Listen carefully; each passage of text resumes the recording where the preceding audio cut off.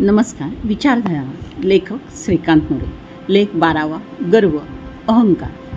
गर्वाचं घर नेहमीच खाली. इथं खाली या शब्दाचा अर्थ लहान असा घेता येईल, पण अनेक बाबतीत गर्व असलेल्या व्यक्ती ह्या डाव्या, गर्व असलेल्या व्यक्ती ह्या दोषयुक्त असाही घेता येईल. गर्व झाला म्हणजे त्याला स्वतःबद्दल अभिमान वाटतो. आपण नेहमीच म्हणतो माणसाला स्वाभिमान असावा, गर्व असू नये. गर्व झालाच त्याला तर जाऊ दे, एवढं काय स्वतःला समजतो, तो आपलं ऐकूनच घेत नाही. अरे गर्व झालाय म्हणजे नेमकं इथं काय बरं अभिप्रेत आहे? मला वाटतं या ठिकाणी गर्व म्हणजे तो इतरांना समजून घेत नाही.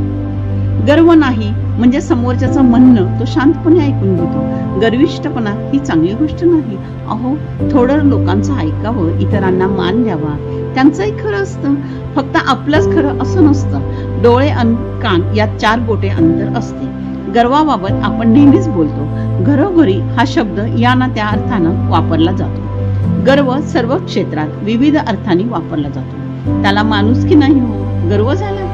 या ठिकाणी नेमकं आपण व्यक्तीच्या दोषावरती बोट ठेवतो. गर्व कोणाला ज्ञानाचा होतो, माझ्यासारखा मीच सर्वश्रेष्ठ असे वाटते. गर्व बुद्धीचा, गर्व संपत्तीचा, गर्व त्यागाचा, गर्व जातीचा, धर्माचा, गर्व कशाचाही होऊ शकतो. आणि मग सुरू होतो गर्व शब्दाचा वापर. गर्व सर्वत्र वापरला जाणारा शब्द, पण खरोखरच हा मानवाचा शत्रू होय आणि मित्रही.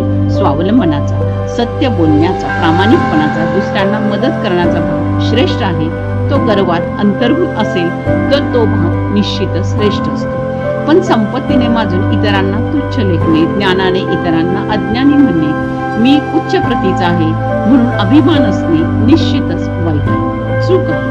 सशाला गर्व झाला म्हणून चंद्रानं सशाचे 2 कान धरून त्याला उचललं आणि म्हणूनच सशाचे 2 कान लांब झाले. मुलांसाठी दंतकथा आणि बोधकथा खूप छान आहे, पण अर्थपूर्ण सुद्धा आहे.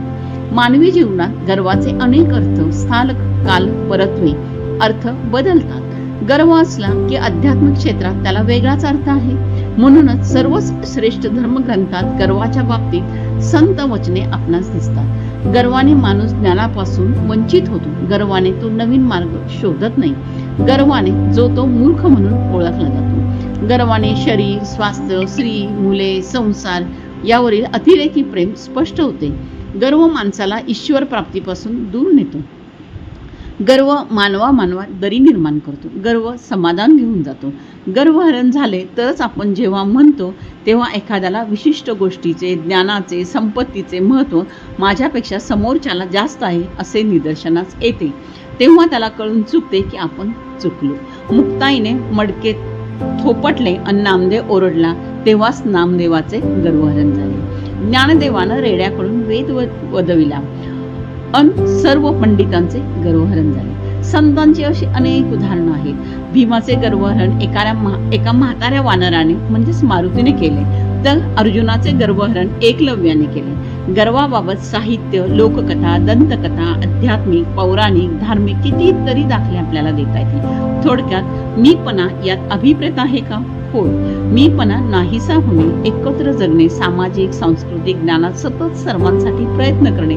माझ्यापेक्षा किती जण तरी छान काम करतात, माझ्यापेक्षा इतर श्रेष्ठ आहे, माझ्यापेक्षा इतरांचे कलाकौशल्य मोठे आहे, हे ज्याला समजते तो मग कधीही संपले असे समजत नाही. प्रत्येक क्षेत्रात चालत राहा, प्रत्येक क्षेत्रात अभ्यास करत राहा, प्रत्येकास मान सन्मान देतो, सर्वांना बरोबर घेऊन जातो. सर्वांसाठी मी, माझ्यासाठी सर्व, आम्ही सारे एकच भावना गर्व नाहीसा होताच येते. गर्व शब्द आपण नेहमीच वापरतो बोलण्यात, चर्चेत, परंतु त्याचे पालन करण्यात नेहमीच अडचण येतो. तो केवळ आजूबाजूच्या समाजाला विसरण्याने. सर्वांचा विचार, इतरांचा विचार आला तरी गर्व खंडित होतो.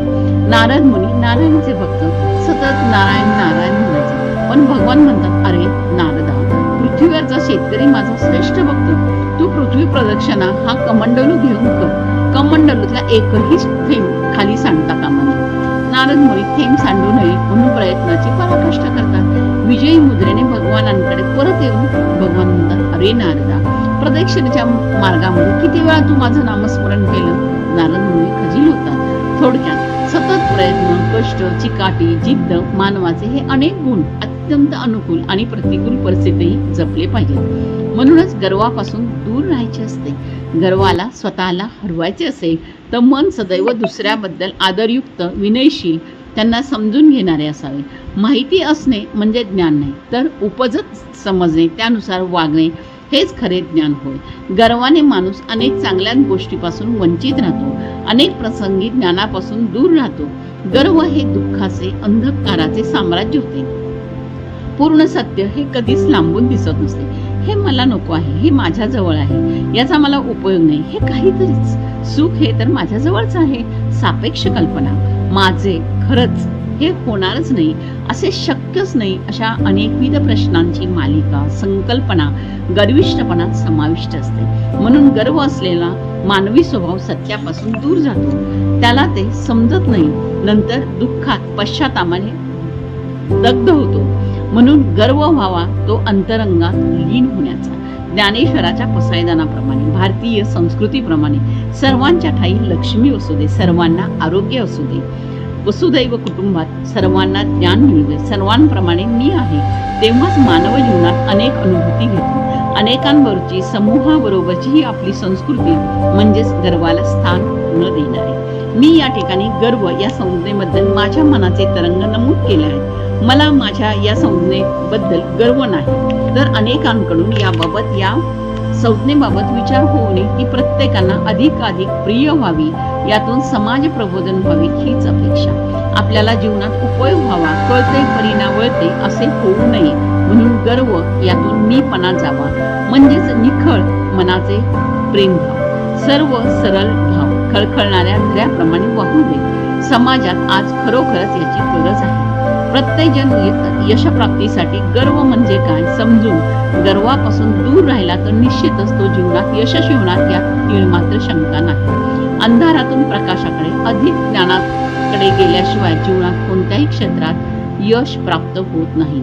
म्हणून गर्व यशाच्या मार्गामधला मोठा अडसर आहे. तो जीवनातून लय पावला पाहिजे. तो विरघळतो कशात, तर इतरांना माझ्याकडे देण्यासाठी थोडं आहे, पण मला इतरांकडून घेण्यासाठी आकाशभर आहे, हे जेव्हा समजते तेव्हा गर्व आपोआप तिथेच संपलेला असतो.